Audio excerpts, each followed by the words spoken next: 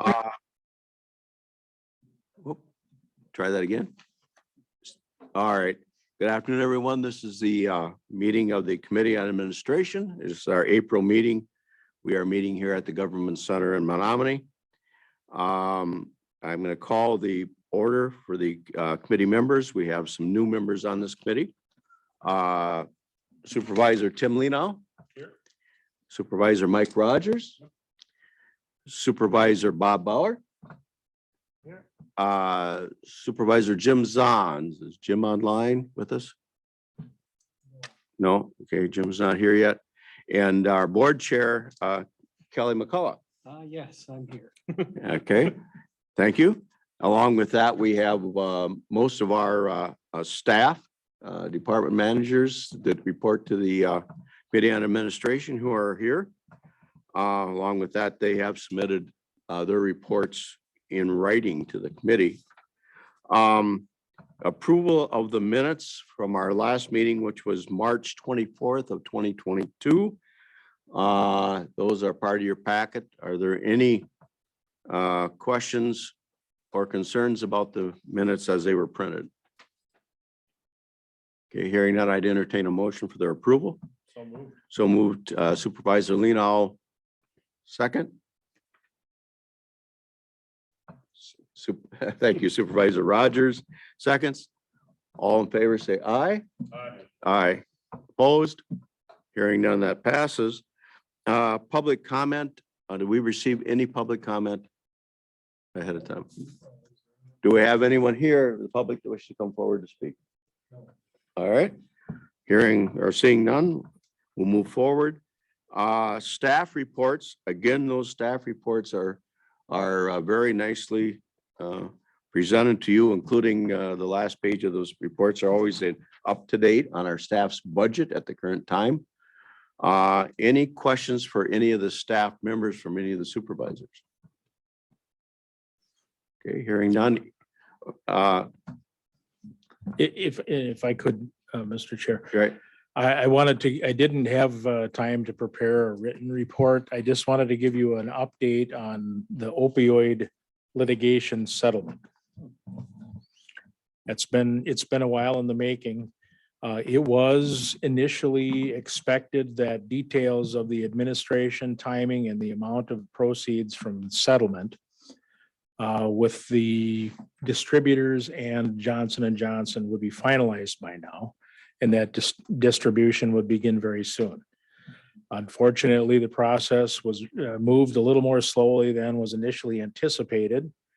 And I'd ask you to keep in mind that there are literally thousands of counties and other governmental units that are all involved in the same lawsuits and therefore in the settlement group.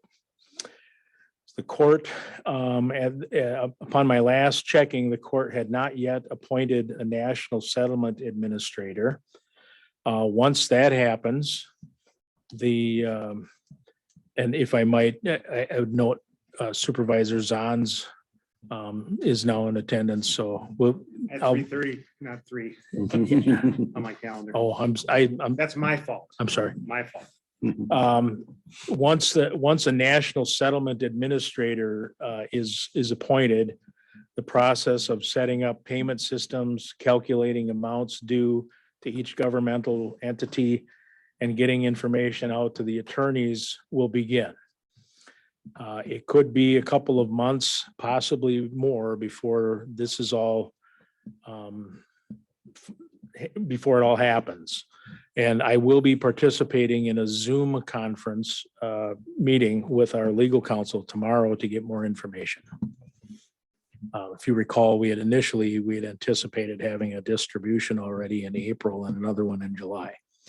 I don't know I don't know how things will change going forward here, but the April distribution, of course, is not yet to be. Thank you, Nick. Any questions for Nick on that? All right, appreciate that report. Any other department managers who wish to highlight anything from their reports before we move forward? Okay, hearing and seeing none. We We're going to move forward to number 6 on our agenda. Consideration for action by this committee. And our first item is audit of vouchers. Again, the vouchers in detail were included in your packets. Were there any questions that anyone had on the vouchers? Yes, I do. Supervisor Lino, please go ahead. On the first page, I see a charge in section 1110, probably a charge for $180.51, property claim for Ben K. Bernhard. Anybody kind of give me a little insight on that? Where is it again? That's not. Huh? That's administration, that's not my. Oh, okay. 1110, Yes. and a charge here for property claims. Which page? First page. First page, okay. Page 19 of the packet.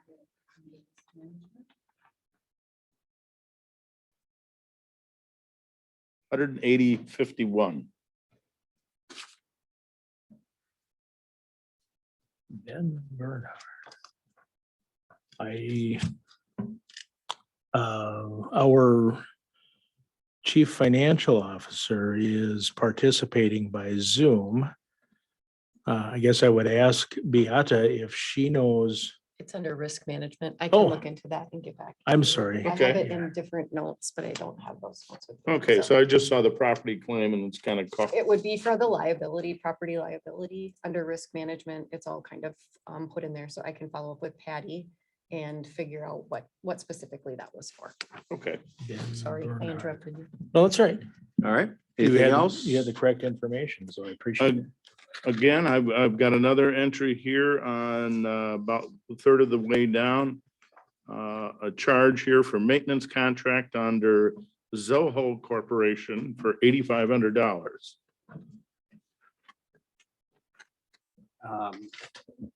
I'm just kind of curious, Yeah, what's yeah. that? So Zoho is the company that we get our software from that we use for service management. So when somebody submits a request for IT to help them with something, that's the software that manages those requests, and we fill in the information of, what we did to solve that, and it tracks on how long it takes for us to resolve all of those issues. So No, okay. it's our service management software, and that's the name. of Is that an annual or a monthly contract fee? That is annual. Okay. There's a few other pieces to our contract, so that's like 1/3 of the different pieces, but that's for the main service management piece of Okay. it. Then I have another question, a few pages in, under 1250. Maintenance contract. On two separate occasions here, we have the maintenance contract for MacTech Systems Incorporated. And then also another maintenance contract for $25,000 at AT&T Corporation. So essentially was curious as to, this is under emergency communications. What's the difference between these two organizations? And That- what services are they providing? And I We would see- have to have Melissa Gillenbach, the emergency. I can answer some you of know? that. Okay. So emergency management uses AT&T as the primary provider for their for the 911 service. And Okay. that is an independent phone system from the one that we use for general county business. Okay, And obviously an integration with other 911 centers that allows them to quickly, if they need to shut down theirs, to route calls to another location, or if you make a phone call from a cellular phone, there's a routing that needs to happen to identify where exactly you are and which 911 operation to be called. So that's kind of where I don't know that that's the specific AT&T bill, Well- but that is how they use AT&T. Okay, and independently. so that $25,000 monthly, annually, quarterly? I can't answer that one. Okay. We'd have to get to All talk right, to we'll find Melissa out what that specifically is about then. that. Well, and it looks like the MacTech systems is their state of the art, their voice recording for maintaining records of 911 calls. At a Okay. guess, looking at what MacTech does. Okay, I have no idea what that is. Okay. And, And we can ask and we'll provide you with this information. all right, I appreciate that. And basically under 1270, probably a few pages in, I see two charges again for Mr. Ben Bernhard and Ben K. Bernard under motor vehicle repair. I'm assuming that has to do with the police car or sheriff's car. I'm just kind of wondering what happened. That I don't know. We'll have to, my guess is that it would seem very unlikely to see both of the offsetting accounts be the same for something like that. So I'm sure whatever information we're able to get from Patty Isaacson will help us determine what that is. Okay, all right. The information actually. Oh. Yes. Yeah, what page is that on? I can quickly look it up. I opened up my system. This is Beata, by the way. Okay, and that would be under 1270, under patrol, so I'm assuming the sheriff's area, Okay, the dollar amount is 270? per se on the printout. Motor vehicle repair. Yeah, So I shouldn't draw an assumption. I do have the information on the previous $180. okay, There was a squad that took on a deer in December of 2021. So the 180 was the amount that was over the deductible and we were reimbursed for that amount. okay, If I had to guess, the two go together, but I can't say that for sure. all right, so I'm assuming these other two are some, either a deer hit or something else too, it's about the same thing. Yeah. And then on the next page, under jail, we're seeing Edwards Agri-Cells Incorporated for printing and duplication. It just didn't seem to jive in my mind as to Agri-Cells and printing. So I was just kind of wondering what that is about. Under 1270, probably about halfway through the page. When you say 1270, you mean the business unit or? Yeah. Sorry. Okay. 1270.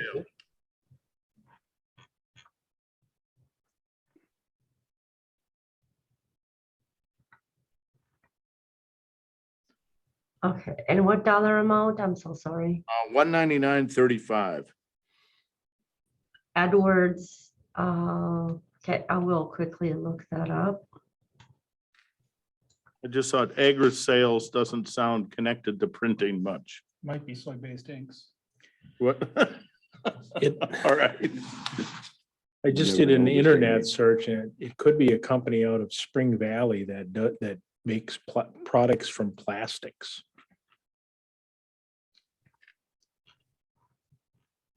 Printer cartridges. I don't know. Just give me 1 second. I'm pulling this one up.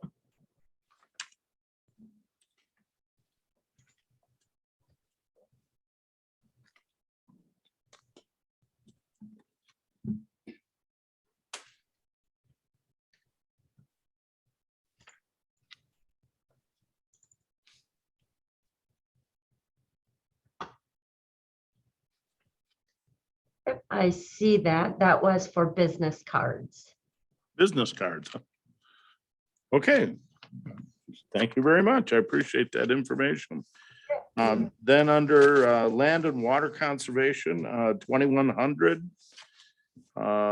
An item here for repair and maintenance to Elk Creek Lake Protection, and it's nothing else is printed out.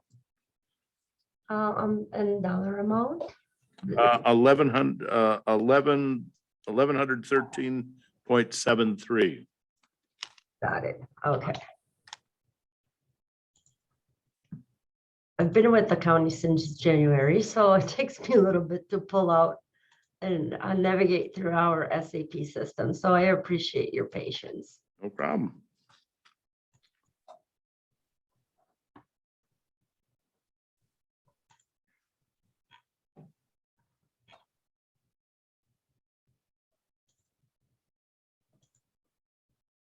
Almost there.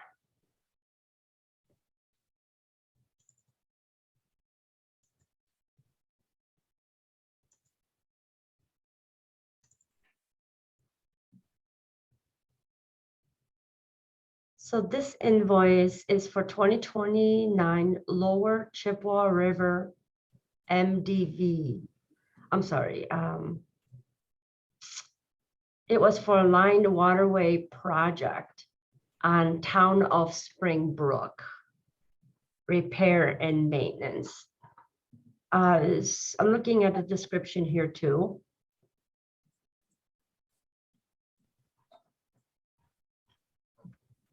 This appears to be a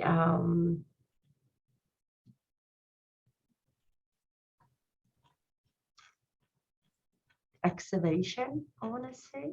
There's and again,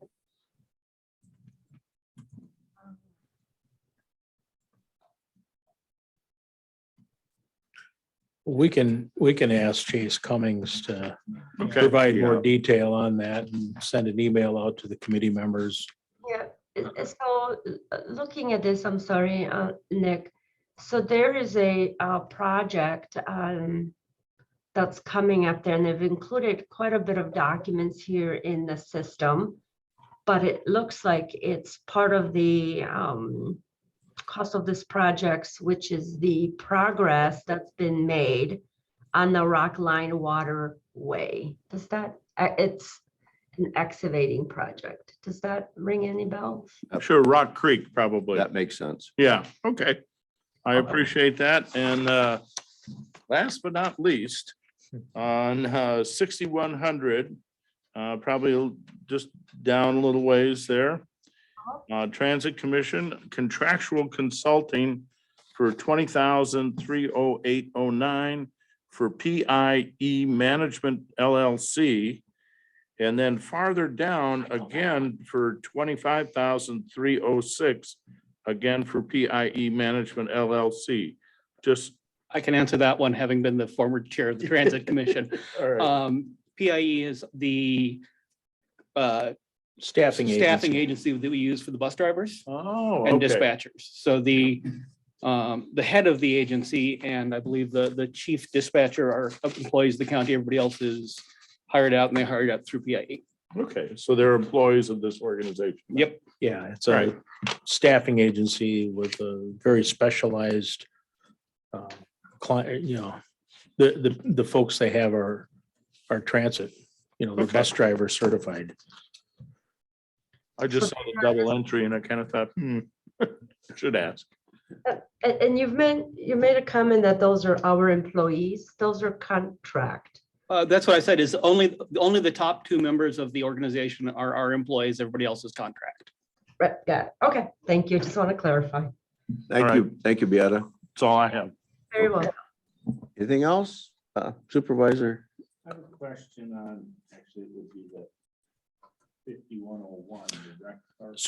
Supervisor Rogers, could you press your, there, thank I you. have a question on the 5102, the rec park expenses for heat and lights, building repairs, natural gas, water, and repair and maintenance equipment for the rec park.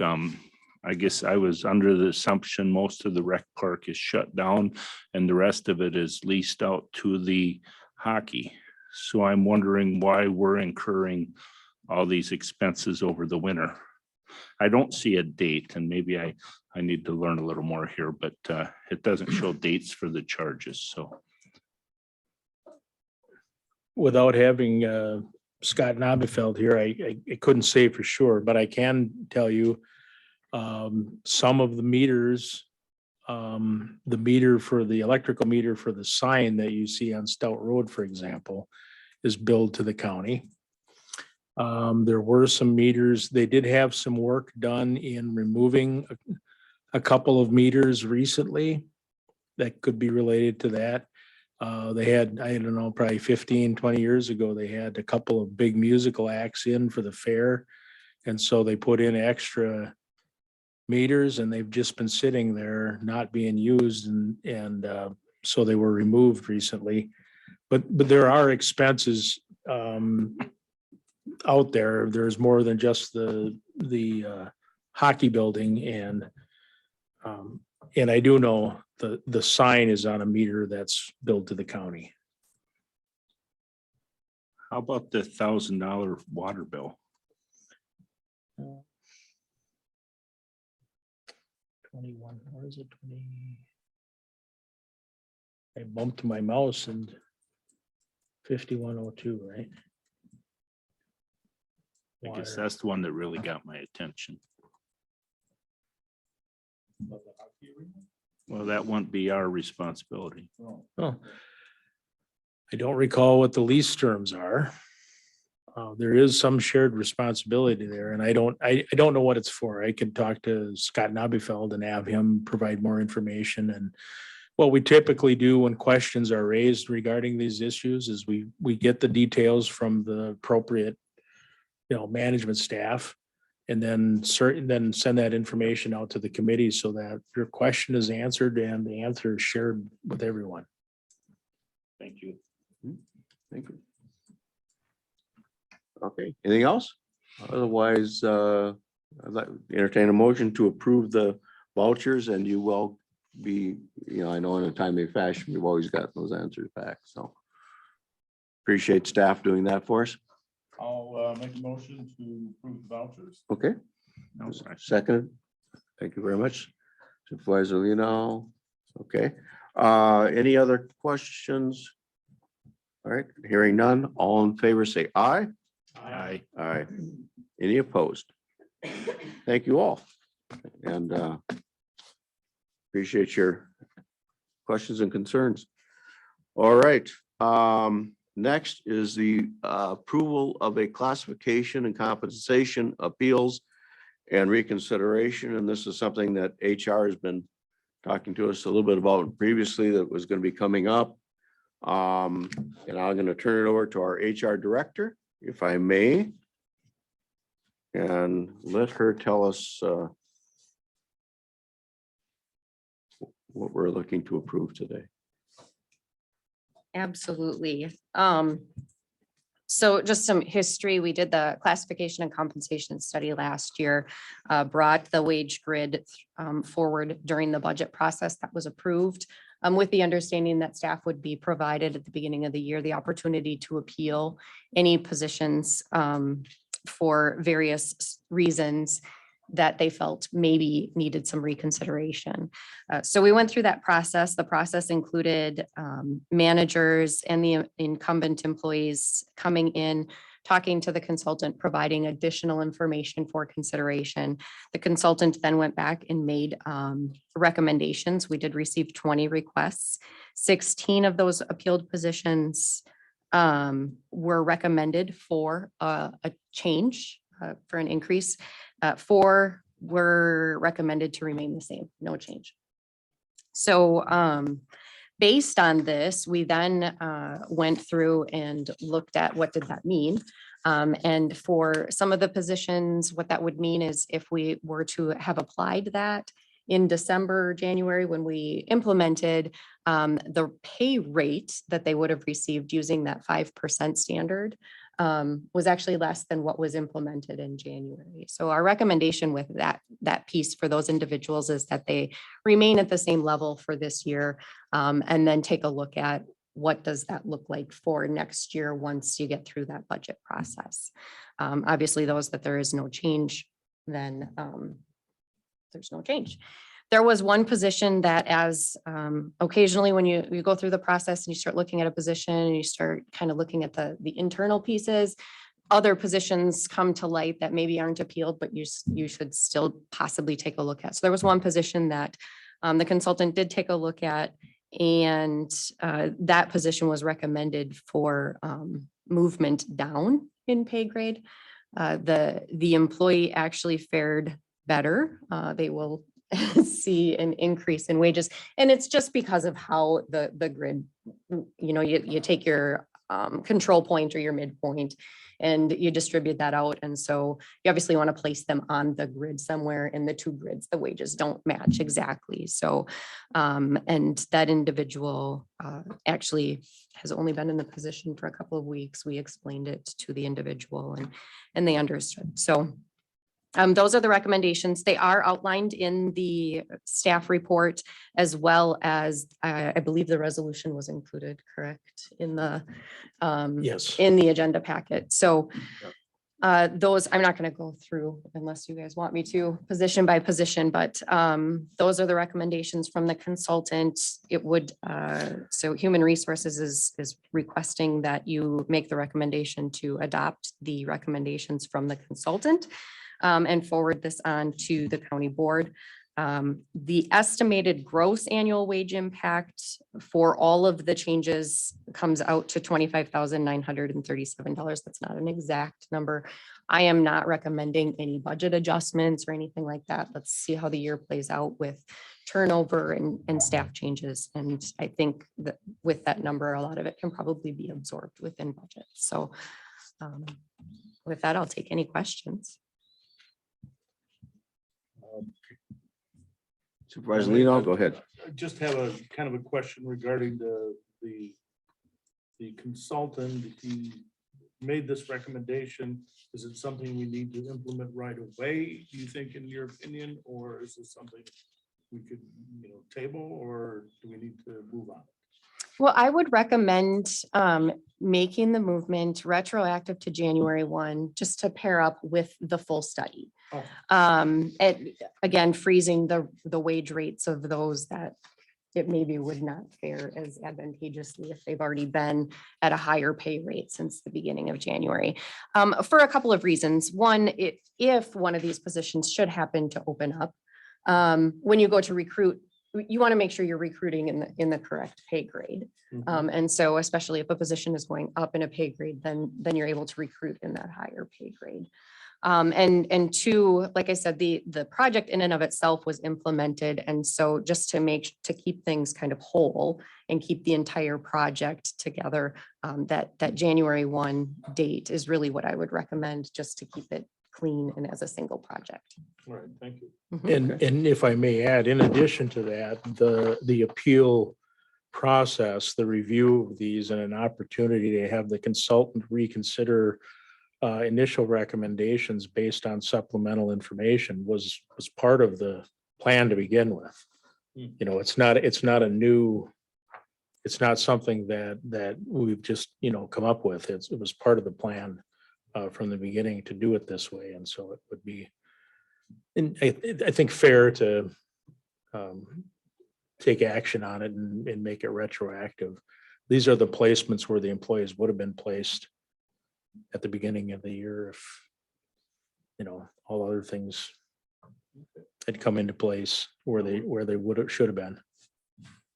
But we really don't need anybody to, due to some sort of perceived inequality, to move on.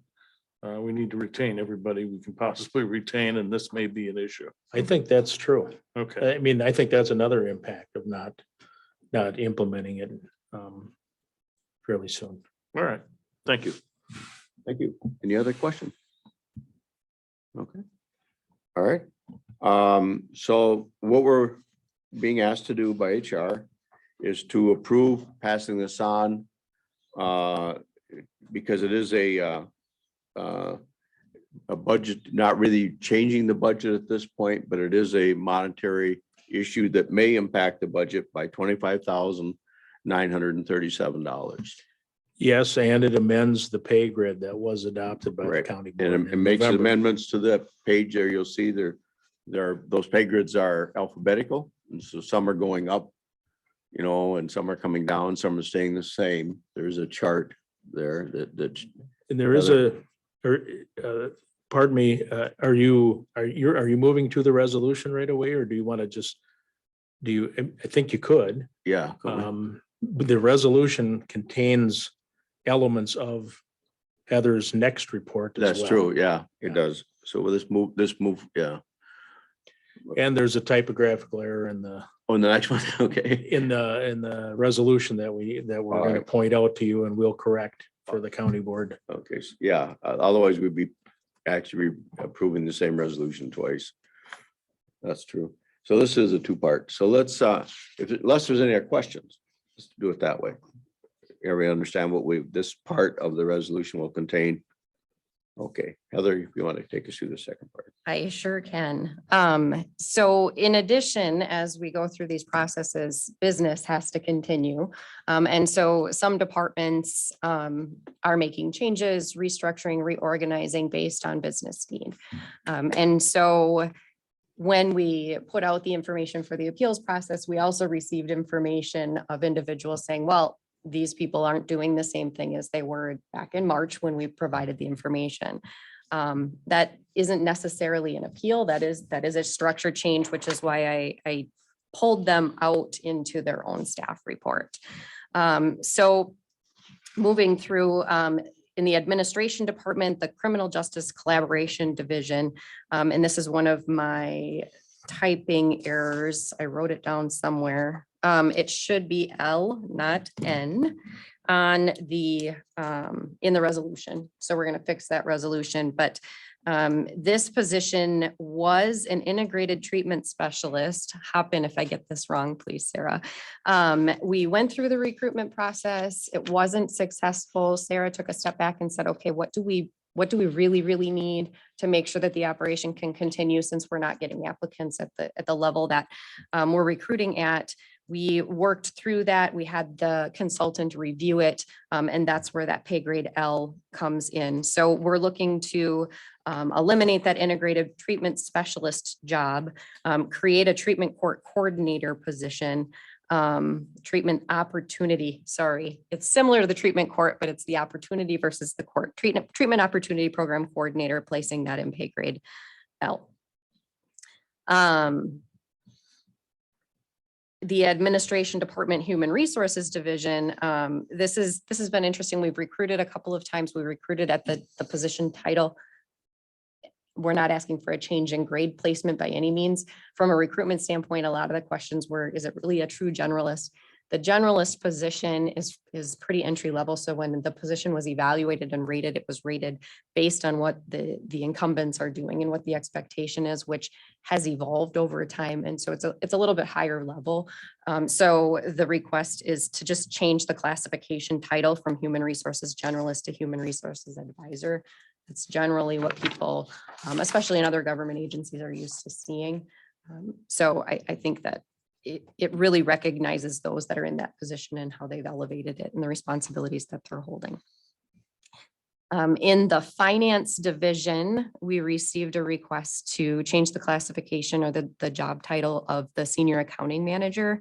The finance director, CFO sat down and said, well, really, when she started, she did an evaluation of what the expectations of the position are. It's really an assistant to the CFO. So there's a request to change, again, just the title. It's not a grade placement change, just a title to better reflect the duties being performed. In the highway department, when we originally went through the classification project, all of the highway operators, including the individual responsible for a coordination of the signs, were lumped into one group. So took a step back, had some discussion again with the consultant, created a separate job classification for that sign coordinator, which places it at a pay grade J, where the other highway operators are at a pay grade I. It does increase the annual gross wage by $686, but it also recognizes the level of responsibility for that particular individual that's in that position. And then this one took me a bit. The administration department, information technology division. So CIO Dan Dunbar started and has really been assessing and evaluating what the needs of the IT division are. He had some turnover. The infrastructure manager ended up leaving the organization. He did some reassigning of duties. And so with that, it really, I mean, he reorganized most of the department, I would say. And so we're looking to reclassify, again, job title change, the client services manager to really an information technology manager, that second in command. And instead of having two managers, he's really just going down to a manager and a lead. Move that classification from pay grade N to pay grade P. Again, this is one that we did have the consultant look at based on the new expectations of the position.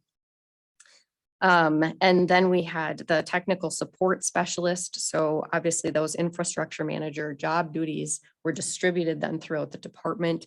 So we had all of these positions looked at based on the additional duties that have been assigned. Going with what the positions are actually doing, the recommendation is to change the technical support specialist to systems analyst, moving that from pay grade J to pay grade K. Reclassifying the systems network engineer to systems engineer, it kind of encompasses all, and move that classification from a K to an L. And then creation of that lead infrastructure engineer classification, placing that position in a pay grade N. And I think that position is pretty important. All of these changes are pretty important to the IT division. These changes do result in an overall budget savings for the IT budget of approximately $23,819. That happens because the infrastructure manager classification was budgeted for the entire year based on the changes even in movement of classification. We did a full analysis within the department. So fiscally, he can absorb the changes within the budget. It really does recognize IT and the incumbents for the positions that we're doing, and it gets IT kind of shored up in the needs for the organization. I did pull this all into one resolution because it all does impact the wage grid, but I did feel like it was important that they were separated out because it was two separate processes that we went through to get there. So again, we're asking that you review and recommend retroactively to January 1 of 2022. These people have been performing these functions for the entire year. So it would be nice to recognize them for that and retroactively put these things into place back to January 1. They are included in the red lines as well. There was one other error and I don't know how I did it, but I did, and I'm going to own it. There wasn't much going on as I was going through this. So there's a position that I have no idea how I did it, but it should be in pay grade K. That's what was approved by the board. And it's in J right on what is in front of you in the printed document. So we'll get that corrected with the resolution. It's the web services position. It is actually in a K. It had nothing to do with any of this. I have no idea how I did it. So I'm not going to even make up a story. But just so you're aware, if you do a comparison, that will be in a different pay grade. Do they, may I, Go ahead, Mr. Bauer. do they stay on the same step or they just jump from one to the other? They drop to the bottom of the step and start over again? No, so what original implementation, what was budgeted was about a 5% increase for staff with the lift of the grid on the old grid plus a step increase. So what we did for implementation was figured out what that 5% would look like and then placed them on the new grid at the step that was closest, that would be at least 5%. So when we recalculated, we used that same December 31 wages because that would be what would be applied for the implementation, which is how some people ended up moving up in grade, but down, probably down in step and down in wages. I think I read that, but I just didn't understand that Yep. 5% thing there. So. Very difficult to put in writing. I struggled with it. Thank you. You're welcome. Anything else? Mr. Zons, any questions? All right. Okay, so if you looked at total resolution, which is 2.5 pages, is encompassing of the two separate areas that Heather's explained to us. And so it wraps it all up. Budget impact is that the gross annual wage impact of changes resulting from the reconsideration and appeal process for the classification and compensation studies estimated to be $25,937. The gross annual budget impact of the changes to the information technology division reorganization is estimated savings of $23,819. The gross annual wage impact of the changes to the highway department reclassification and amended wage placement is $686. So then the background and it is the information that Heather has provided us. At this point, because they are changes, we would be passing this eventually on to the board for acceptance by them. Any one care to make a motion to pass this on as it has been presented to you? Supervisor Lena would like to make that motion, and Supervisor Zons would like to second that motion. All those in favor say aye. Aye. Aye. Opposed? Heather, thank you very much. Thank you. I would imagine this is our last meeting with you as far as administration. Possibly. Maybe I'll be Possibly. back just to say hi. Just to say hi. Come back anytime just to say hi. Show up and make public comment. Okay. There you go. Thank you very much. Okay, moving on.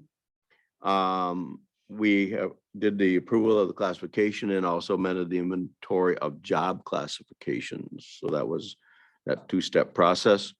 Number 7, consideration reports, resolutions, ordinances, then to the county board. Was the a budget adjustment needed as presented to us for CJC getting some grant funds that we hadn't seen up to this point. And if you would, Sarah would present that for us, if you would. Thank you. So at the request of our sheriff, the CJCC applied for a grant for treatment in jail. It's medication assisted treatment and cognitive behavioral treatment. We received the grant, so $150,000. This is from April 1st until September 30th of 2023. Our intent is to contract the services for the jail, and whatever remaining funds that we have at the end of this fiscal year, we'll ask to carry over to 2023 to conclude the grant. So we're asking for approval of our budget for $150,000. So that's, as you can see, that's money that we have to pass on again to the board, but we can't spend it unless we agree to adjust the budget to accept it in and then spend it out. So that's always part of our process. And then you can see the way it's going to be spent. Some money used for some travel and conferences, some money used for operating supplies, and the bulk of it used for contractual consulting services to treat those people in the jail. Any questions for any of the supervisors? Sarah, I have just kind of a one question. Could you maybe elaborate a little bit about what exactly this will be doing for in jail individuals? But is this going to be giving them, full line of treatment, counseling and medications, or is it just we're going to throw pills at them? The first answer. So we really, the grant is really focused on medication assisted treatment, but we can use it for the cognitive based treatment. So medication assisted treatment is approved for alcohol addiction and opioid addiction. Oh, okay. We do have folks in our jail that would benefit from receiving those medications while they're incarcerated prior to release. And then they can continue on with those medications post-release. They do have better treatment outcomes with medication-assisted treatment. But with that comes cognitive work. So the thinking, the change of the thinking. So some groups to get people ready for treatment and to actually begin that treatment while they're in jail. Prior to COVID, we did have Arbor Place going into jail, doing some treatment readiness, where we were releasing folks to go over to Arbor Place to take part in treatment. Post-COVID, there's no contracts, there's no treatment going on in the jail at this point. So this is going to be an improvement. Most of the people that we do see in jail have underlying addiction issues. So it's going to have a big impact. But if folks are taking part of the medication assisted portion, they're going to have the cognitive group or individual treatment as well. So really just trying to use their time constructively in the jail and really get them on a path to recovery prior to release so they can continue those services out in the community. For folks that are already on probation or involved in one of our criminal justice programs, they're going to get that continued case management and support in that treatment.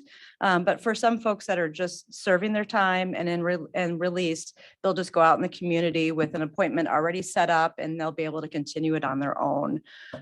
So it really is medication coupled with the cognitive groups that they'll be doing in jail. Okay, will this then also post-release will, say somebody's in a halfway house, that kind of thing? Will that type of care continue while they're in that setting? Well, there is funding available and on the supply line that we could help them secure that appointment and the medications. But there was a law change last year. So folks leaving the jail, they can get their Badger care reinstated the day after release, and Vivitrol, the medication assisted treatments, are covered by Badger care. So we're not really anticipating any of those expenditures, but we could provide that assistance if needed. But that's not necessarily part of this grant. Correct. We're Okay. focused on those inside the walls, in the jail walls. All right, thank you. You're welcome. Thank you. Go ahead, Supervisor Rogers. Just as a clarification, we're gonna implement this program in 22, but the grant is for 23. Are we spending money in 22 out of the budget and then the grant is in 23? Or is this a no cost adjustment?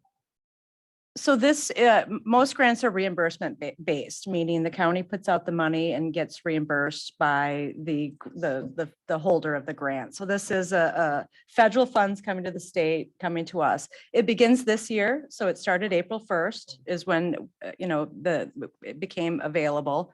And so we'll have funds to expend this year, and then whatever is remaining next year of the 150, we'll ask to carry over to complete the project through September 30th of 2023. So it's like 18-month program. Thought you had said 23 through 20. And I may have misspoke, so sorry about that. Trying to keep you on your toes. Thank you, Supervisor Rogers. Anything else? Okay, if not, we need to pass or approve the resolution to be considered by the pass on to the county board. Anyone care to make that motion? Okay, Supervisor Rogers moves, and do we have a second? Okay, okay. Seconds. Any other questions? Hearing none. All in favor, aye? Aye. Aye. Any opposed? Good. Thank you very much. And thank you, Sarah, for getting that arranged for us. Let's see here, a resolution to amend the wage grid, and that one we did. So we're bouncing along here well. Announcements, next meeting date of this committee, pending any health changes such as COVID, distracting us. We will meet here again at 3 p.m. on May 26th, 2022. Any other announcements from anyone here? Okay, if not, we are adjourned.